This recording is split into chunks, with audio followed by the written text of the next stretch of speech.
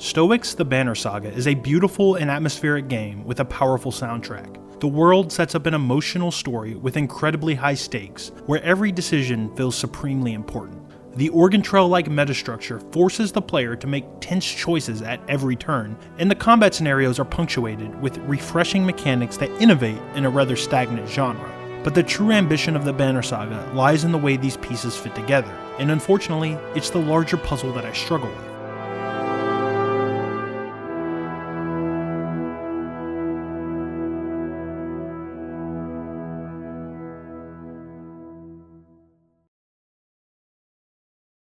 The game puts the player in control of two different bands of people throughout the story. One on a diplomatic mission that seeks to unify both human and Varl, the headstrong Viking-like half-giants, as the end of the world soon approaches. The sun has stopped moving in the sky, and the Dredge are ravaging the land. These shadowy armored figures are relentlessly ever pursuing. The second group is a simple band on the run from the Dredge. Both journeys are ones of survival in both gameplay and story. But despite these dire circumstances, the Banner Saga is a stunningly beautiful game. Seeing your massive band of warriors and refugees stretch across the snowy landscape is breathtaking, and Stoic knows it.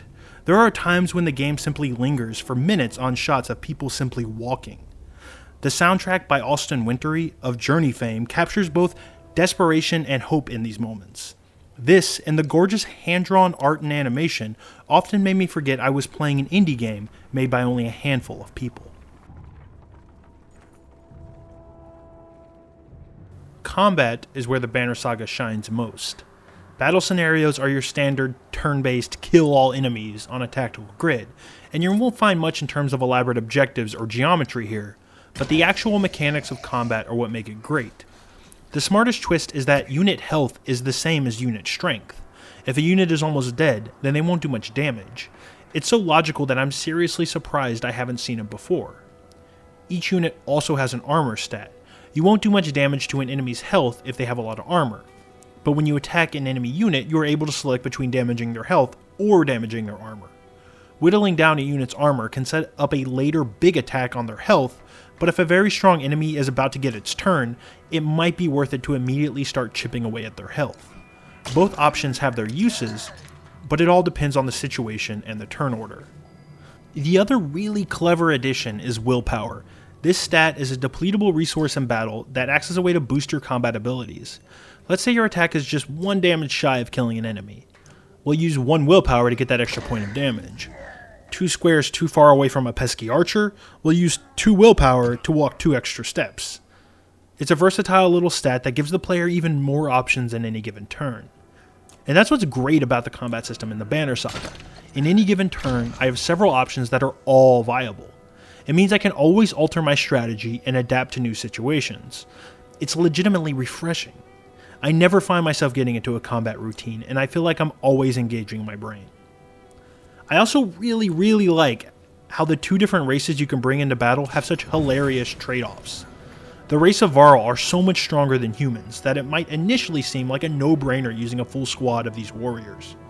But these giants take up 4 squares on the grid, and I often found myself pulling my hair in frustration as I tried to maneuver around a Varl traffic jam while desperately trying to reach attack position on an enemy.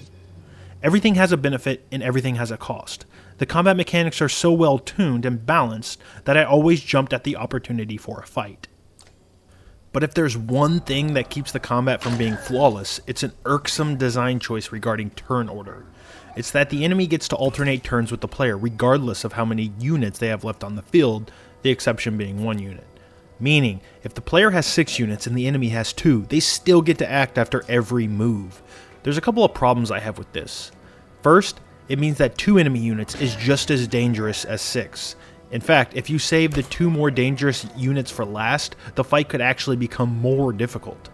The final battle of the game was the boss and about 6 other enemy minions. I tried cleaning up the field before fighting the boss and failed miserably. I had a much easier time letting all of the minions well away on my guys as I tried to kill the boss. It makes no logical sense at all. There's even an enemy unit that summons another unit when he's low on health. Due to the nature of turn swapping, it actually makes the battles easier. This method of turn swapping kills the satisfying difficulty arc that I think a battle should have. The one that starts with the feeling of being overwhelmed, then the turn for the better, and then the part where you rout the enemy. There was never a satisfying mop-up phase when I was doing really well in battle. I found myself annoyed as I tried to swat the last few flies knowing I wouldn't be able to take on a second wave of enemies. That's because the last couple of assholes got to peck away at my full squad just enough before I killed them. It was occasionally maddening.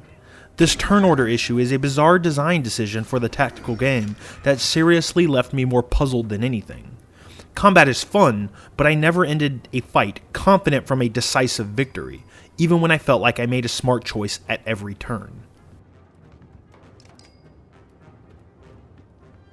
With that said, combat is only part of a larger journey that has my band of humans and Varl traversing the map while on the run from the dredge. This unending pursuit of the dredge is a perfect setup for an Oregon Trail-like adventure. And like Oregon Trail, I have supplies, people I'm trying to keep alive, and many, many difficult decisions.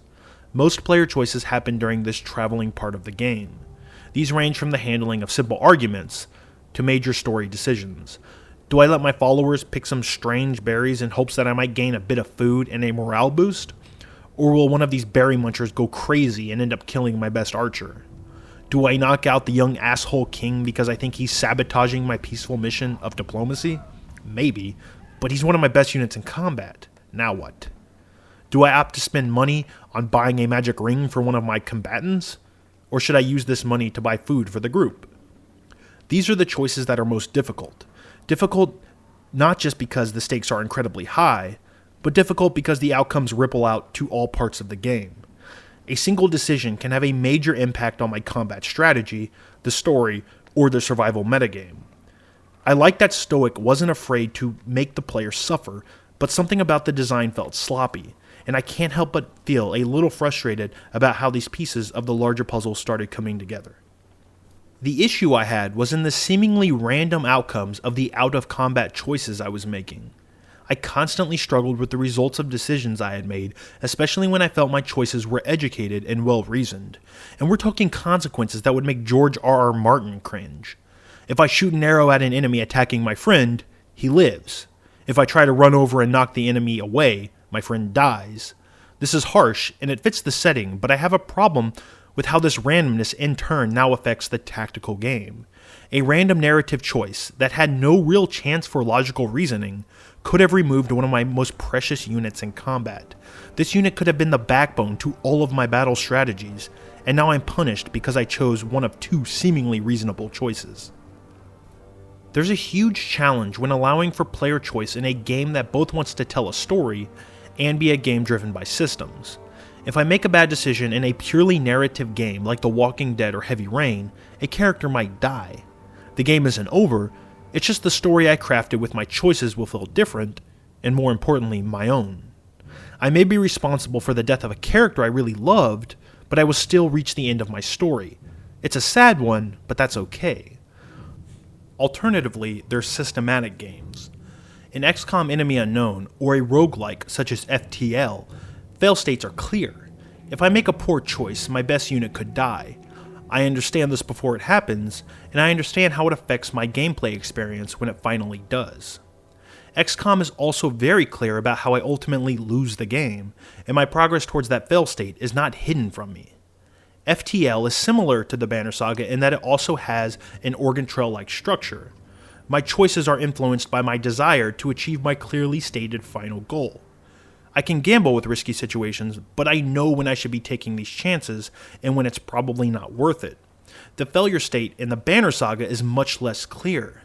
The story will continue regardless of my choices. Regardless if I have no warriors, no refugees, no food, and no money left. It just keeps going. But that completely clashes with the metagame mechanics of survival. Remember, this game is much like Oregon Trail.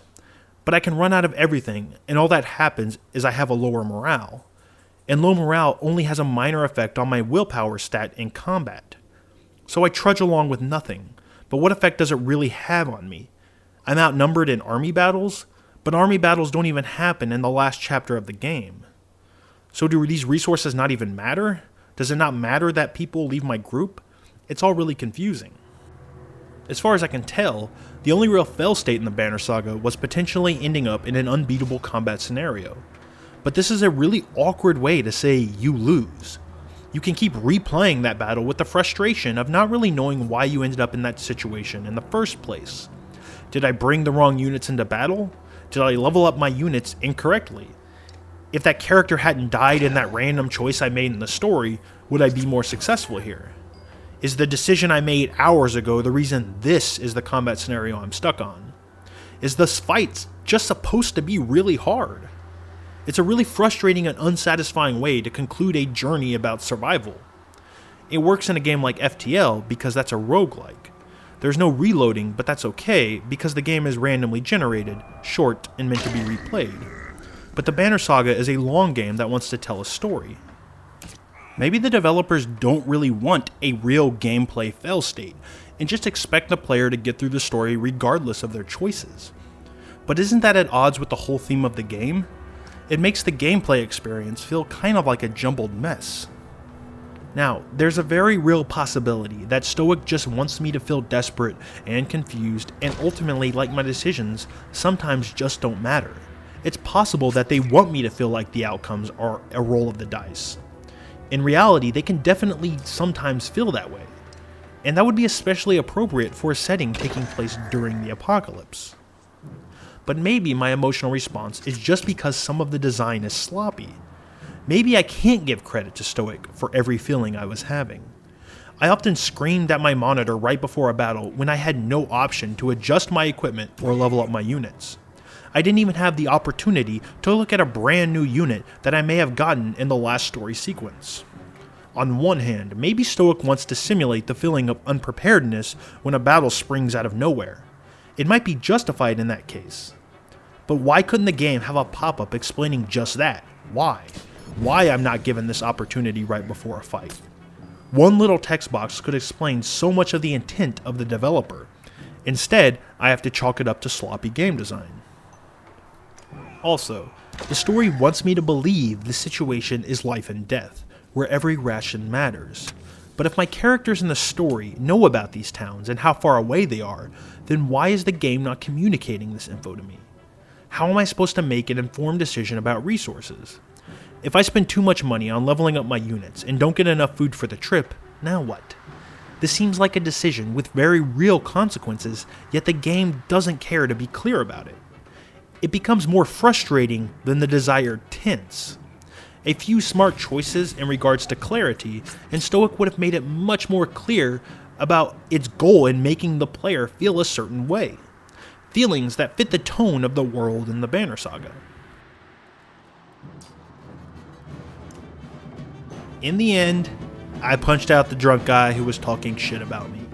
I chose not to partner up with that shady ass looking soldier.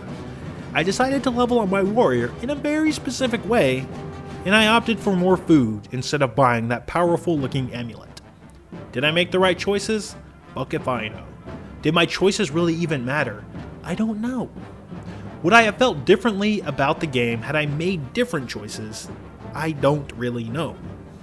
I found myself feeling confused, frustrated, and often cheated. Is this exactly how Stoic wanted me to feel? I don't know. Is the game a success? I just don't know. All I know is that I was, and still am, wrestling with how this game made me feel. And few games have made me feel the way the Banner Saga does. But I look back on how much I enjoyed the combat despite some issues. And I remember how excited I was in the moment of almost every decision I made in the story during my journey. And then I ask myself if I want to play the next Banner Saga game, and the answer comes instantly. Hell fucking yes.